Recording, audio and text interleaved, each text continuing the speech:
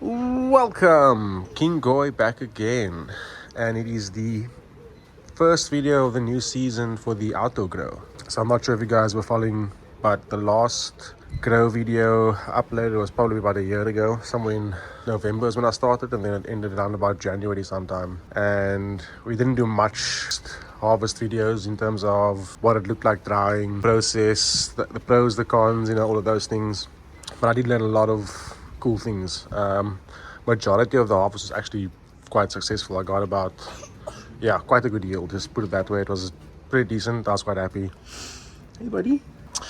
But yeah, this is the section that's going to start now again for the new cheese section, and I'm still get my clones actually. Probably going to get that this week sometime, and then as always, same situation. Probably going to go with less cuttings in the ground this time, probably about 4 instead of 5. But yeah, you can check. The last time I didn't really do much of a pre-growing season video, so it's good to see now what it looks like. It's barren because my plan is to sort of get it back to how it was week sometime.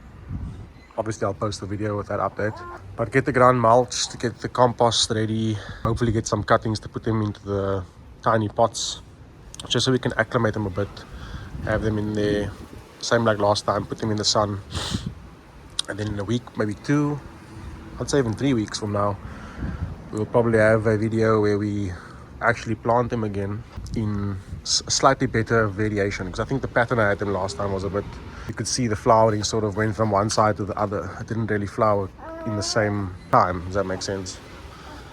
So we will definitely have a new method that I'm going to try.